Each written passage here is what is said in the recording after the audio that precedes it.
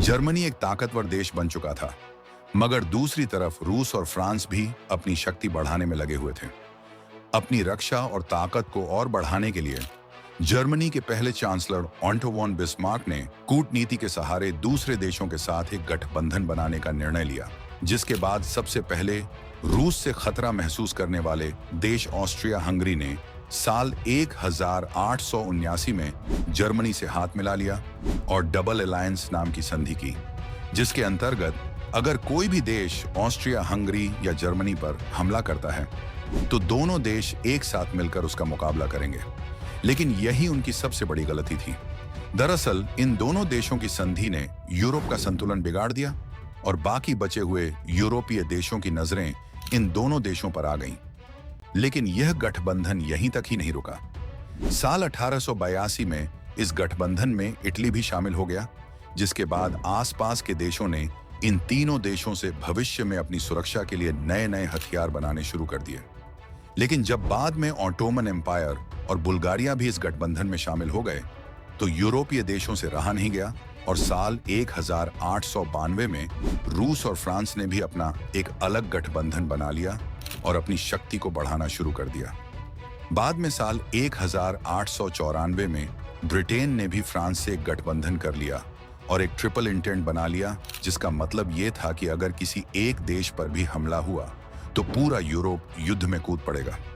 इस गठबंधन ने यूरोप को दो हिस्सों में तोड़ दिया था, मगर ये दोनों हिस्से ही बहुत ताकतवर थे। इसीलिए शुरुआती कुछ सालों में सभी देशों ने शांति बनाए रखी और एक दूसरे को दुश्मन की नजरों से देखते हुए नए नए हथियार बनाने और अपनी सैन्य शक्ति बढ़ाना शुरू कर दिया।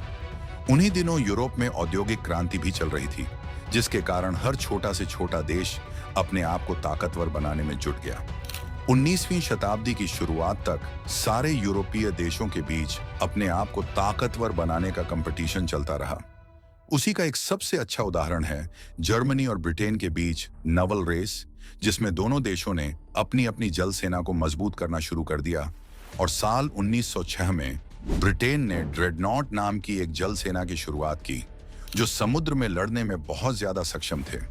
इन्हें देखकर जर्मनी ने भी नए नए जहाज बनाना शुरू कर दिया और एक दूसरे को दुश्मन की नजरों से देखने लगे। लेकिन सबसे बड़ी हैरानी की बात यह थी कि जर्मनी के राजा विल्हेम प्रथम ब्रिटेन की रानी विक्टोरिया की बेटी के बेटे थे, यानी क्वीन विक्टोरिया विल्हेम प्रथम की नानी थी। मगर इन सभी के बीच इतनी ज्यादा दुश्मनी थी कि 1914 तक सारे देशों ने अपनी सेना दो गुना कर दी थी, जिसमें ब्रिटेन और फ्रांस के पास सबसे ज्यादा हथियार आ चुके थे। लेकिन दूसरी तरफ जर्मनी और इटली ब्रिटेन और फ्रांस के मुकाबले थोड़े कमजोर थे। साल 1905 से 1911 के बीच मोरक्को की सत्ता को लेकर जर्मनी और फ्रांस के बीच मतभेद शुरू हो गया और प्रथम विश्व युद्ध की संभावना काफी हद तक बढ़ गई।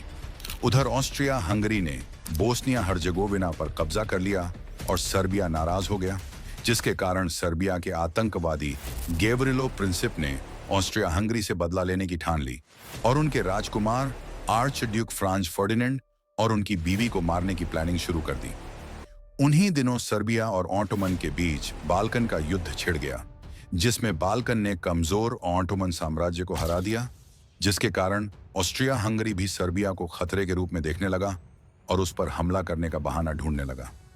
लेकिन फिर अचानक से ऑस्ट्रिया हंगरी में एक ऐसी घटना होती है जिसने बाद में शुरू होने वाले वर्ल्ड वॉर 1 को काफी पहले ही शुरू करवा दिया। दरअसल हमने जिस सर्बियन आतंकवादी की बात की थी, उस आतंकवादी ने ब्लैक हेड संगठन के साथ जुड़कर 28 जून 1914 को राजकुमार आर्चड्यूक की साराजेवो नाम के शहर में उनकी पत्नी के साथ हत्या कर दी, जिससे पूरा ऑस्ट्रिया हंगरी दहल उठा। यह हमला वर्ल्ड वॉर 1 की शुरुआत का कारण बना, क्योंकि इस हमले के बाद ऑस्ट्रिया ने सर्बिया को धमकी देते हुए 10 मांगें उनके सामने रखीं, जिसमें से सर्बिया ने 9 मांगें मान ली, लेकिन एक मांग मानने से मना कर दिया। जिसके बाद ऑस्ट्रिया हंगरी ने इस बात को अपने ईगो पर ले लिया और 28 जुलाई 1914 को सर्बिया पर हमला करके युद्ध की घोषणा कर दी और इतिहास का सबसे भयानक युद्ध शुरू हो गया, क्योंकि इन देशों ने दूसरे देशों से सैन्य गठबंधन बना रखा था, जिस कारण रूस ने 30 जुलाई को सर्बिया के लिए सैन्य मदद भेजना शुरू कर दी। जिससे ऑस्ट्रिया हंगरी अकेला पड़ गया और अपने दोस्त की मदद करने के लिए 1 अगस्त को जर्मनी ने अपने से कई गुना ताकतवर देश रूस के साथ युद्ध की घोषणा कर दी। जर्मनी के रूस पर हमले के कारण रूस ने मजबूरन सर्बिया को सैन्य मदद भेजना बंद कर दिया और खुद जर्मनी के साथ युद्ध लड़ने लगा। अब यूरोप के 4 ताकतवर देश युद्ध में जा चुके थे, इसीलिए सर्बिया ऑस्ट्रिया हंगरी के सामने कमजोर पड़ने लगा, जिसके कारण फ्रांस और बेल्जियम ने भी गठबंधन के तहत सर्बिया की मदद करनी शुरू कर दी। जिसके बाद फिर एक बार कहीं ऑस्ट्रिया हंगरी सर्बिया के सामने कमजोर न पड़ जाए। फ्रांस और बेल्जियम से आ रही सर्बिया की मदद को रोकने के लिए जर्मनी ने अकेले ही 3 अगस्त को फ्रांस पर और 4 अगस्त को बेल्जियम पर भी हमला कर दिया, जिससे सर्बिया तो अकेले पड़ा ही, मगर जर्मनी भी 3 ताकतवर देशों से भिड़ गया, जिससे सिर्फ एक राजकुमार की हत्या से छिड़ा 2 देशों का युद्ध अब कई देशों के बीच छिड़ गया और 5 अगस्त से 10 अगस्त आते आते यूरोप के सभी देश इस युद्ध में कूद पड़े। अब यह युद्ध दुनिया की सबसे बड़ी 2 ताकतों एलाइड पावर्स और सेंट्रल पावर्स के बीच का युद्ध था, जिसने दुनिया को एक नए मोड़ पर लाकर खड़ा कर दिया था। जर्मनी को एक साथ 2 मोर्चों पर युद्ध लड़ना था, पूर्व में रूस और पश्चिम में फ्रांस। इसलिए जर्मनी श्लीफन प्लान के तहत फ्रांस को जल्दी हराकर रूस की तरफ ध्यान देना चाहता था। जर्मन सेना बेल्जियम से होते हुए फ्रांस में घुस गई और पेरिस की तरफ बढ़ने लगी, लेकिन उसी दौरान जर्मनी ने ट्रीटी ऑफ लंदन का उल्लंघन कर दिया, जिसके अनुसार बेल्जियम किसी भी युद्ध के भाग नहीं ले सकता था और न ही कोई सैन्य कार्रवाई कर सकता था। साथ ही कोई भी देश बेल्जियम पर हमला नहीं करेगा। जब जर्मनी ने बेल्जियम पर हमला कर दिया तो ट्रीटी ऑफ लंदन टूट गई और बेल्जियम को बचाने के लिए ब्रिटेन ने 4 अगस्त 1914 को जर्मनी के खिलाफ युद्ध की घोषणा कर दी और अपनी सेना को फ्रांस की मदद के लिए भेज दिया। इसके बाद ब्रिटेन और फ्रांस ने मिलकर बैटल ऑफ द मार्ने में एक साथ मिलकर जर्मनी को वापस पीछे हटने पर मजबूर कर दिया, जिस कारण जर्मनी की फ्रांस को हराने की योजना विफल हो गई और जर्मनी ब्रिटेन और फ्रांस के साथ भी युद्ध में उलझ गया। इस कारण पूर्व में जर्मनी कमजोर पड़ने लगा। इसलिए रूस ने मौके का फायदा उठाते हुए जर्मनी और ऑस्ट्रिया हंगरी के ऊपर जोरदार हमले करना शुरू कर दिया। इसके बाद जर्मनी और रूस की सेना का टेनिनबर्ग में आमना सामना हुआ। इस दौरान रूस की सेना को काफी नुकसान उठाना पड़ा और मजबूरन हार मानकर वापस पीछे हटना पड़ा। इस हार के दौरान रूस के 50,000 से अधिक लोग मारे गए और 90,000 से ज्यादा को बंदी बना लिया गया। ये हार रूस के लिए इतनी बड़ी थी कि पूर्वी मोर्चे पर सेना की कमान संभालने वाले कमांडर अलेक्जेंडर वेसेलविच सैमसोनोव ने शर्म के मारे आत्महत्या कर ली। इस हार के बाद रूस ने जर्मनी पर कोई बड़ा हमला नहीं किया और जर्मनी को छोड़कर ऑस्ट्रिया हंगरी पर ध्यान देना शुरू कर दिया। लेकिन उसी दौरान जर्मनी ने गैलिशिया और पोलैंड के अधिकांश हिस्सों पर कब्जा कर लिया। लेकिन पश्चिमी मोर्चे पर जर्मनी के लिए काफी मुश्किल थी, क्योंकि पश्चिमी मोर्चे पर जर्मनी को 2 बड़ी सुपर पावर के साथ युद्ध करना था। उसी दौरान अचानक से जर्मनी के एक और सहयोगी ऑटोमन साम्राज्य ने युद्ध में कदम रख दिया, जिसके बाद ये यूरोप का युद्ध एशिया और अफ्रीका तक भी फैल गया। अफ्रीका के कई देशों में युद्ध होने लगे, क्योंकि उस समय अफ्रीका भी कुछ यूरोपीय देशों का गुलाम था। इसलिए उन देशों ने अफ्रीका और एशिया में भी लड़ना शुरू कर दिया। इस दौरान ऑटोमन साम्राज्य ने जर्मनी की मदद से रूस को काकेशस के युद्ध में हरा दिया था, लेकिन ये जीत ज्यादा देर तक नहीं चली।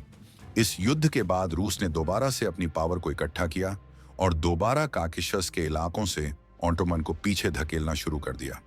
साथ ही दूसरी तरफ इटली ने जर्मनी और सेंट्रल पावर के देशों के साथ गद्दारी करके एलाइड पावर के देशों से समझौते कर लिया, जिसमें युद्ध खत्म होने के बाद ब्रिटेन और फ्रांस जैसे एलाइड पावर वाले देशों ने इटली को ऑस्ट्रिया हंगरी के कुछ इलाके, जिन पर इटली अपना हक बताता था, वे इलाके देने का वादा किया। इसके बाद इटली ने भी ब्रिटेन, फ्रांस और बेल्जियम के साथ मिलकर जर्मनी के खिलाफ युद्ध लड़ना शुरू कर दिया, जिसमें बैटल ऑफ सोम और पश्चिम में बैटल ऑफ वर्डम जैसी खतरनाक लड़ाइयां लड़ी गईं। जर्मनी और ब्रिटेन ने समुद्र में भी लड़ाई और नाकाबंदी करना शुरू कर दिया, जिसके बाद 1916 में जटलैंड के युद्ध में ब्रिटिश नेवी ने जर्मन नेवी को जटलैंड के इलाकों में भी हरा दिया। तकरीबन 1 साल तक ये युद्ध ऐसे ही चलते रहे, लेकिन साल 1917 में जर्मनी ने मैक्सिको को एक टेलीग्राम भेजा, जिसमें जर्मनी ने मैक्सिको से वादा किया कि अगर वे अमेरिका के खिलाफ युद्ध शुरू करते हैं तो जर्मनी की मदद से मैक्सिको अमेरिका से अपनी खोए हुए राज्य वापस ले सकता है। लेकिन गलती से यह टेलीग्राम ब्रिटेन के हाथों लग गया और ब्रिटेन ने इस टेलीग्राम को अमेरिका को दिखा दिया, जिसके बाद अमेरिका भी जर्मनी का दुश्मन बन गया। लेकिन अभी तक युद्ध में नहीं उतरा था।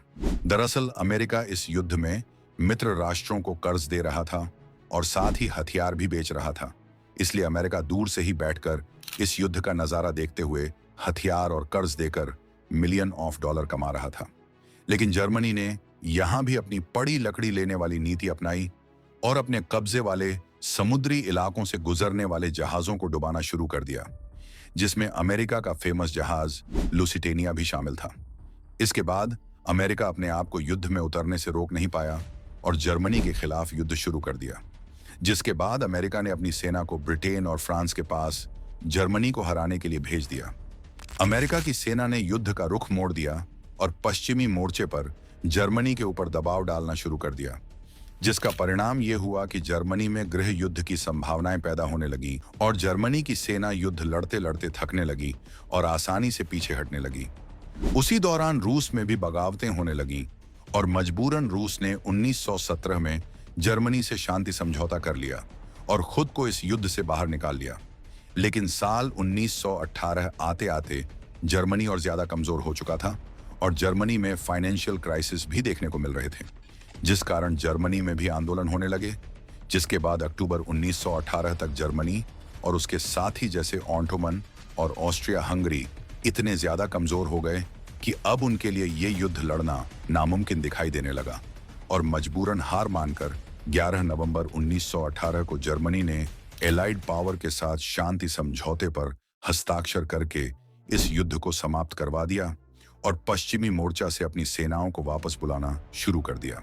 जब ये युद्ध समाप्त होने की खबर जर्मनी के एक हॉस्पिटल में पहुंची तो सभी जर्मन सिपाहियों के लिए खुशी का ठिकाना न रहा।